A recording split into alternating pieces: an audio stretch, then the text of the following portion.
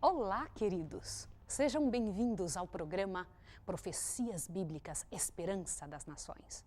Louvado, bendito seja o nome do Deus Altíssimo por ter nos chamado para esta hora da história da Terra e estar nos preparando através do caminho correto, o verdadeiro caminho que é a Palavra de Deus através do Senhor Jesus Cristo, para que possamos estar em pé, firmes e vitoriosos nesses últimos dias. Vamos orar pedindo a presença de Deus? Vamos pedir que Ele nos oriente, que Ele nos mostre o que fazer? Vamos orar juntos então. Que o Senhor Jesus nos abençoe agora ao orarmos, que recebamos de Deus para oferecer ao restante do mundo. Vamos orar. Misericordioso Deus e Pai que estás nos céus, bendito, glorioso seja o Teu nome para sempre, Senhor, pela oportunidade que temos de estarmos vivos nesta hora, de recebermos de Ti e podermos ter aprendido a doar para o restante do mundo. Em nome de Jesus, abençoe essa pessoa que vai estudar conosco. Encha o nosso coração e nos fortaleça, Senhor, para que possamos fazer exatamente o que o Senhor espera de nós. Em nome de Jesus. Amém. Pegue a sua Bíblia, vamos estudar juntos. Nós temos a oportunidade de poder estudar toda a história do mundo. Você se lembra que desde o início estamos estudando, vendo cada detalhe a respeito da verdade do Senhor Deus? Cada momento estamos buscando a verdade de Deus desde o princípio, de como que ela foi ali, quando tudo começou. Você se lembra que estudamos que o pecado ele iniciou lá no céu com Lúcifer? Aquele que abaixo de Jesus Cristo era o mais exaltado anjo? Lembra-se que essa rebelião foi trazida para a terra, ele trouxe essa rebelião para a terra, trouxe essa rebelião para os nossos primeiros pais, Adão e Eva. Graças a Deus, Jesus Cristo veio resolver o problema do pecado e ofereceu-se já ali no Éden para Adão, para que Adão pudesse ter essa oportunidade e todos os seus filhos, nós também pudéssemos ter a mesma oportunidade que Adão teve. Isso chama-se aceitar a Jesus como Salvador. No lugar da morte que estava destinada a nós, receber a Jesus como Salvador pessoal. Depois vimos que Deus então teve que criar um povo aqui na terra após o dilúvio, para que este povo pudesse ser representante seu, representante da verdade, representante daquilo que Deus queria. Este povo que foi representante de Deus recebeu o nome de judeus. Os judeus eram representantes diretos do Deus eterno. A eles cabia a glória de terem o Deus eterno morando com eles, e também eles possuíam o caráter de Deus representado na lei santa do Senhor, que é a base do governo de Deus para que pudesse mostrar ao mundo o que Deus esperava que o povo fizesse. Você já parou para pensar nisso? A lei de Deus é o caráter de Deus. Na lei de Deus está representado o que Deus espera de mim e de você em atitudes. Como é que Deus quer que a gente venha agir em relação a Ele e também em relação ao nosso semelhante? E ainda vimos que esse povo cresceu. Claro, com Deus no meio é possível um completo crescimento. Isto é o verdadeiro progresso.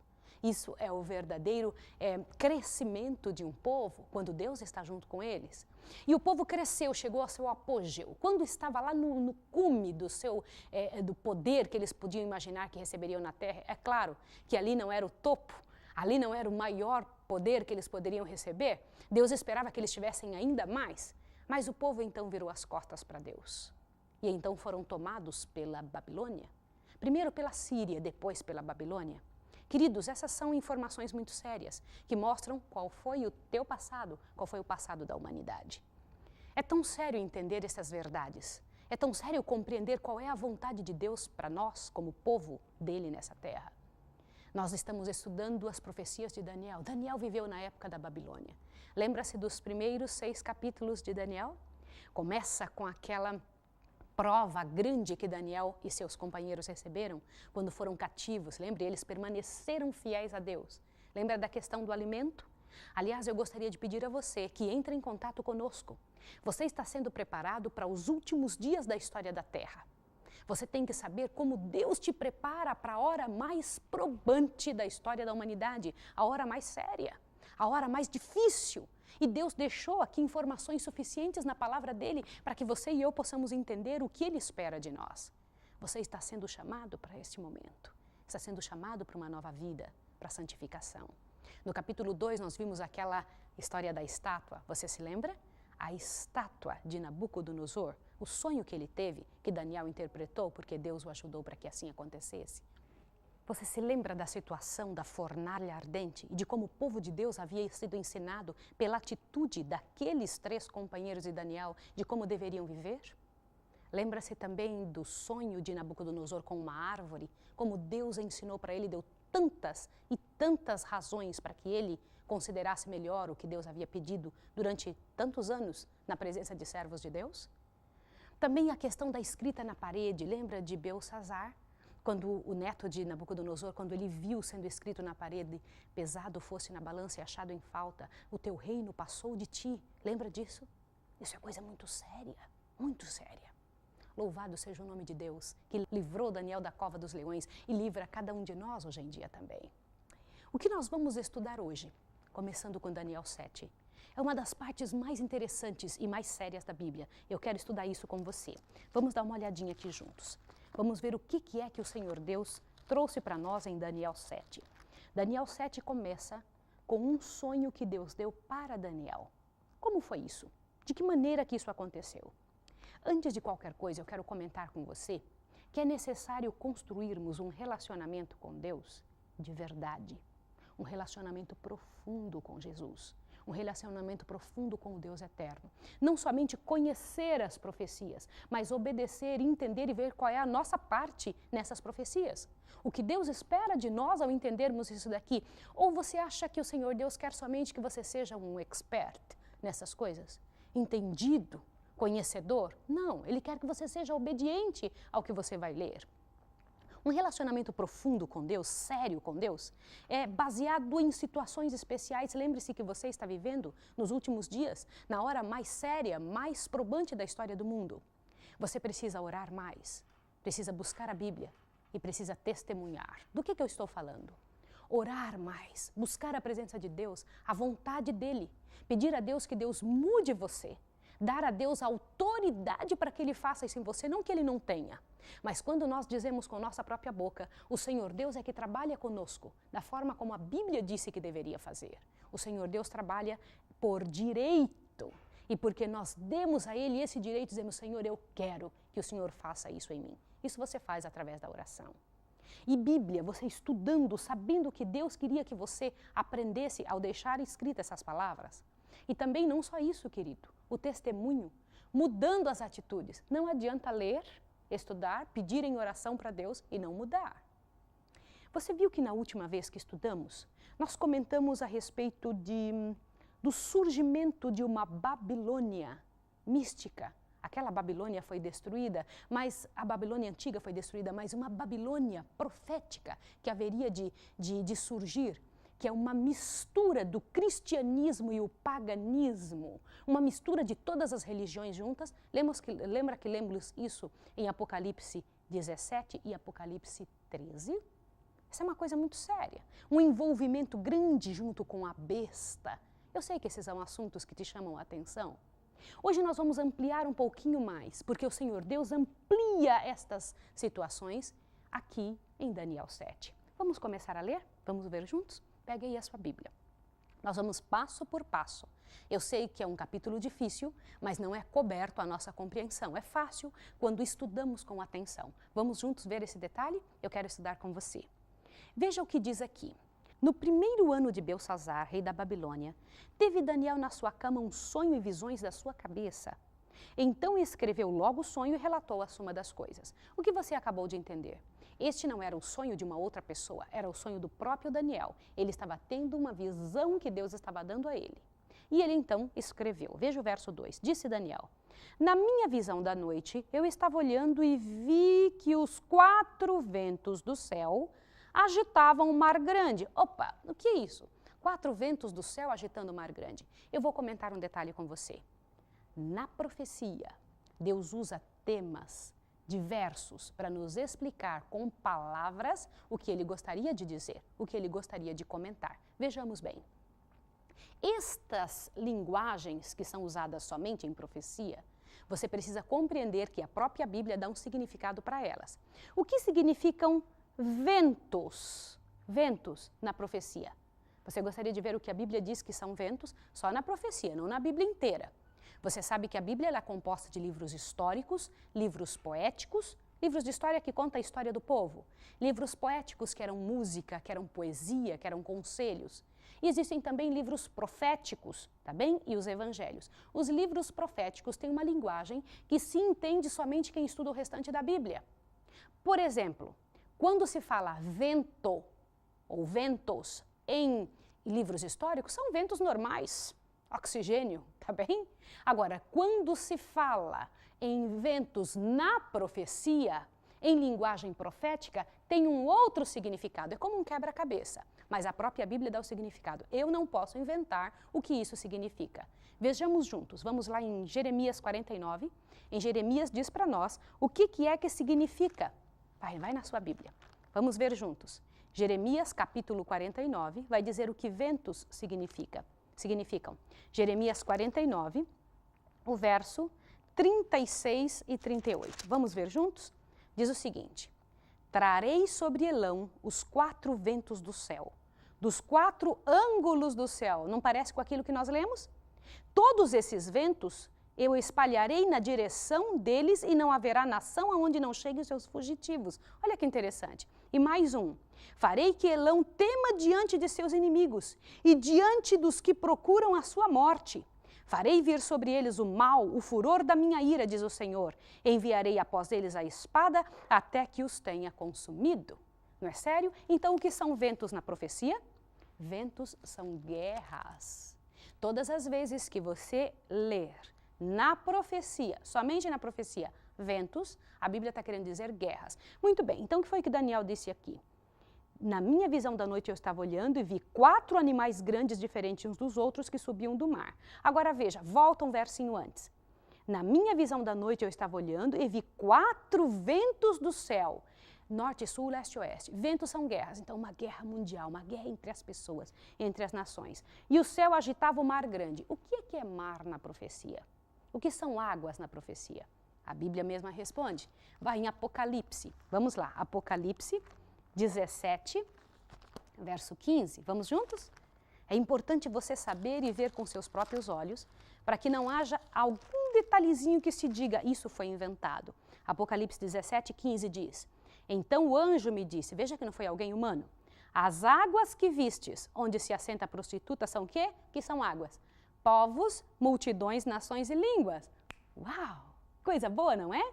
Então, o que é que você entende, voltando lá a Daniel? Você veja aqui em Daniel 7, que você encontra exatamente isso. Eu estava olhando e vi os 4 ventos do céu agitando o mar grande. Viu guerras vindas de todos os lados, agitando todas as pessoas. É isso que foi dito. Agora continua. 4 animais grandes, diferentes uns dos outros, subiam deste mar. O que são animais na profecia? Aí mesmo em Daniel 7 você encontra. Dá uma olhadinha, Daniel 7, para que você possa olhar o versículo 17. O anjo dizendo, estes grandes animais, que são 4, são o quê? 4 reinos que se levantarão da terra. Uau! Animal na profecia é reino. Ficou fácil agora? Vamos juntos novamente? O que ele disse? 4 animais grandes diferentes uns dos outros subiam do mar. 4 reinos saíam do meio das pessoas. Está gravado, não está? Ficou fácil agora? Então vamos continuar. Vamos ver como é que seriam esses reinos? Olha, o primeiro, verso 4, eu estou lendo do capítulo 7. O primeiro era como leão e tinha asas como de águia. Uau! Assim como aquela estátua de Nabucodonosor tinha a cabeça de ouro, o principal dos metais, qual é o principal dos animais? O leão. Lá a cabeça de ouro representava a Babilônia. Aqui o principal reino, o principal animal do reino animal é o leão. O que representa ele? Vamos ver. O primeiro era como leão, tinha asas de águia, também o principal dos animais que voam. E olhei até que lhe foram arrancadas as asas, e foi levantado da terra e posto em pé como um homem, e foi-lhe dado um coração de homem. Você sabe, este reino, aqui representado por um leão com asas, é bem aquilo que a Babilônia ainda tem lá nos escombros daquilo que restou de Babilônia, ainda desenhado nos muros, leões com asas. A Babilônia tinha este símbolo, queridos, símbolo de um leão com asas. E lembre-se que o rei da Babilônia foi tirado daquele posto poderoso e ele se transformou num homem simples. Olha o que diz aqui, olha. Eu olhei até que foram arrancadas as asas e foi levantado da terra. E posto em pé como homem, foi lhe dado um coração de homem. Interessante ver isso, não é? Então, o primeiro reino era um leão com asas. Agora dê uma olhadinha o que ele continua olhando no verso 5. Diz assim: continuei olhando e vi o segundo animal, o segundo reino, semelhante ao quê? A um urso, também quase forte como um leão. Diz, e se levantou de um dos lados. Olha um urso manco se levantando de um dos lados. Olhe bem, tendo na boca 3 costelas entre os dentes, e foi-lhe dito, levanta-te, devora muita carne. Por que esse urso é manco? Por que ele tem 3 costelas na boca? Queridos, isso aqui é muito interessante. Eu poderia já dizer para você que o próximo reino após Babilônia foi quem é este urso? A Medo-Pérsia, claro. E por que ele era manco, levantando-se de um dos lados? Porque este reino tinha um lado que era maior que o outro. A Pérsia era muito mais rica que os medos. Os persas eram ricos, riquíssimos, e se uniram com os medos para que eles tivessem um exército tão grande a ponto de vencer a Babilônia. E foi assim que eles venceram a Babilônia. Veja o verso 6. Depois disto, continuei olhando e vi outro animal. Que animal seria esse? Dê uma olhada comigo. Semelhante a um leopardo. Opa! E tinha 4 asas de ave nas costas. Um leopardo já é rápido. Agora imagine ele com 4 asas nas costas. Ele tinha também 4 cabeças e foi-lhe dado grande domínio. Imagine um leopardo rápido, leopardo é rápido, com 4 asas, 4 cabeças e foi-lhe dado muito domínio. Interessante isso, não é? O que será que significa? Continua. Depois disto, continuei olhando nas minhas visões da noite e vi um 4º animal terrível e espantoso. Ele tinha dentes grandes de ferro. Ele devorava e fazia em pedaços e pisava aos pés o que sobrava. Imagine isso. Um animal terrível, espantoso, diz a Bíblia, muito forte. Lembra-se das pernas de ferro? E aqui dizia que ele fazia e quebrava tudo que passava pela frente dele. E ele pisava aos pés o que sobrava. Era diferente de todos os animais que apareceram antes dele e tinha 10 chifres. Olha que coisa interessante. Lembra-se da estátua? Cabeça de ouro, peito e braços de prata, o ouro representando a Babilônia, aquela prata, um reino menor, inferior, mas dividido em 2 partes, representando a Medo-Pérsia, os 2 reinos que se uniram para vencer a Babilônia. E também você encontra depois o quadril, né, que era a própria Grécia, que era de bronze, e também as pernas de ferro. Essas pernas de ferro eram a Roma, você lembra disso? E divididos os pezinhos da estátua em barro e ferro juntos, que não se misturam, mas estavam juntos ali até o final, era o reino da Europa, os 10 reinos divididos, que foi Roma quando se dividiu. Lembra-se disso? Percebe bem? Agora você veja que este animal aqui, ó, era diferente de todos os animais que apareceram antes dele e tinha quantos chifres? 10 chifres. Você não vê bastante semelhança com as pernas de ferro, representando Roma?